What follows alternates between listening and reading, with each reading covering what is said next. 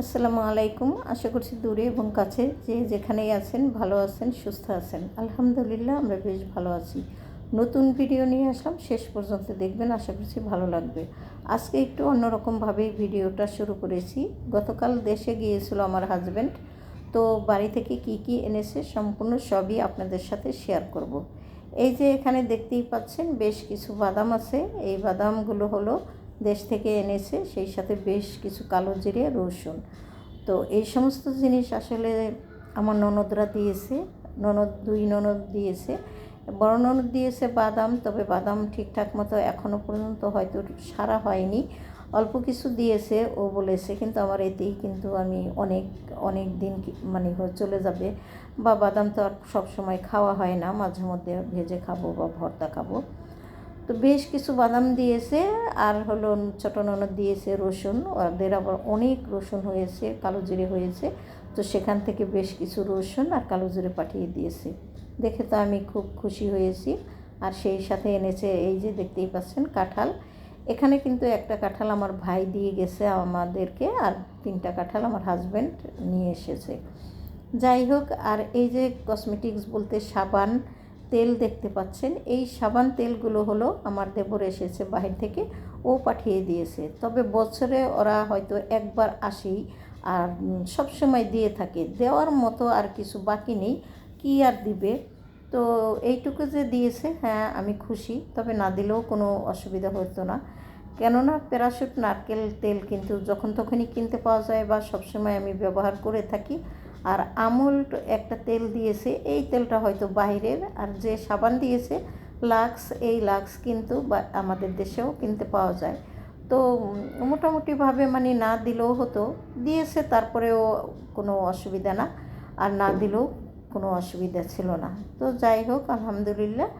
তারপরে তো সব কিছু শেয়ার করলাম আপনাদের সাথে। মোটামুটি ওইগুলো বাড়ি থেকে এনেছিল। আর সকালবেলা নাস্তার জন্য আমি হলো গিলা কলিজা দিয়ে বুটের ডাল দিয়ে রান্না করে নিলাম।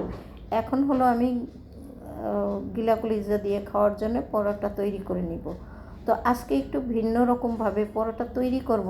আমি কিন্তু মাঝে মধ্যে বিভিন্ন রকমের পরোটা তৈরি করি, তবে আপনাদের সাথে ওইভাবে শেয়ার করা হয় না। আজকে ভাবলাম একটু শেয়ার করি। তবে এখানে যদি একটুখানি গুঁড়া দুধ দিতে পারতাম তাহলে হয়তো আরও একটু ভালো লাগতো। পরোটা যেমনই হোক না কেন, সমস্ত সব কিছুই মানে যা যা জিনিসপত্র দিবেন খেতে কিন্তু ভালোই লাগে। এখানে আমি একটু চিনি, লবণ আর সেই সাথে হলো তেল দিয়ে মাখিয়ে নিয়েছিলাম। তারপরে হালকা কুসুম গরম পানি দিয়ে আটাটা আমি মেখে নিয়েছি। এতে করে পরোটা যতক্ষণই থাকুক না কেন একদম সফট থাকবে। আর ভাজার সময় উপরে হয়তো একটু মুচমুচা থাকবে, ভিতরে কিন্তু সব সময়ের জন্য একদম জুসি থাকে। যাই হোক, আজকে আমি পরোটাগুলো কীভাবে তৈরি করি আপনাদের সাথে একটু শেয়ার করব।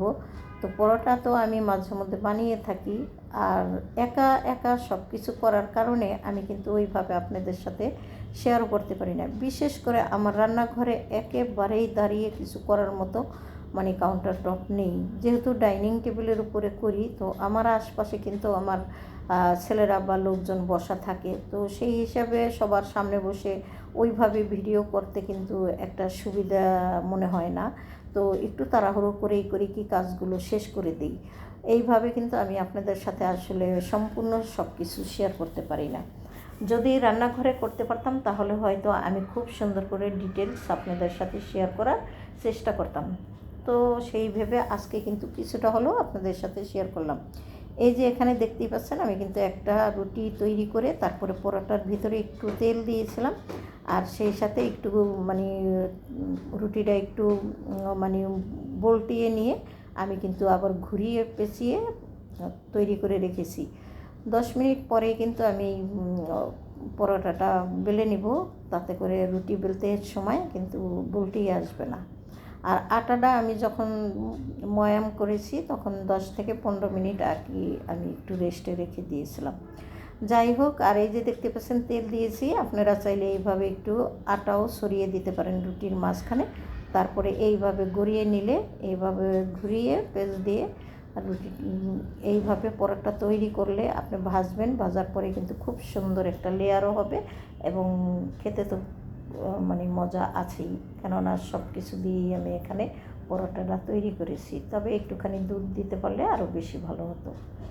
যাই হোক, সমস্ত সব রুটিগুলো বানিয়ে তারপরে আমি চলে যাব ভাজার জন্য, কেননা অনেক সময় হয়ে গেছে। আমি হলো অফ ক্যামেরাতে বিশেষ অনেক কাজ করেছি, আর বাসায় যদি ছেলেরা থাকে তাহলে আর কিছু করতে পারি না। আর গত ভিডিওতে তো আপনাদের সাথে বলেছিলাম যে ছেলে আসলে আমার একটু মানে অ্যাক্সিডেন্ট করেছে, তো ওর পিছনে আমাকে আজকে অনেকটা সময় দিতে হয়েছে। এই রুটিগুলো তৈরি করার মাঝখানে আমি আবার ক্যামেরা অফ করে রেখে ছেলের মানে যেখানে যেখানে একটু ঘা বা চুলে গেছে বা সেখানে আমি আবার ড্রেসিং করে তারপর আবার ব্যান্ডেজ করে দিয়েছি।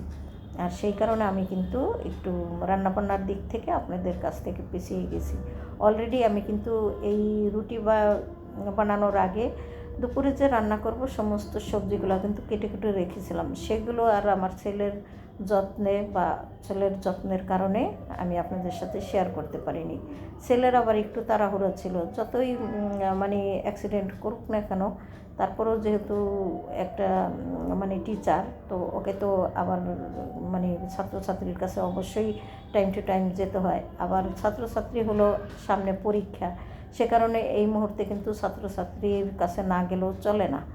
যাই হোক, তো রুটি পরোটা বানিয়ে রান্নাবান্নার সমস্ত সব কিছু শেষ করেছি। আজকে রান্না করেছি করলা ভাজি, ডাল, সেই সাথে হলো দেখতেই পাইলেন যে গিলা কলিজা, আর হলো মাছ ভাজা করেছিলাম, পটল ভাজা, সেই সাথে একটা ভর্তাও করেছিলাম।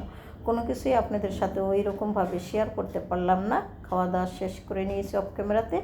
গোসল করার আগে কিন্তু এই প্লাস্টিকের র্যাকটা আমি ধুয়ে পরিষ্কার করে নিয়েছি। এখন হলো এটাকে আমি আর মানে কোনোখানে দাঁড় করাবো না, এটা আমি ভাঁজ করে রেখে দেব। এই যে রান্নাঘর ধুয়ে মুছে পরিষ্কার করে শেষ করে দিলাম আজকের ভিডিওটি। আল্লাহ হাফেজ।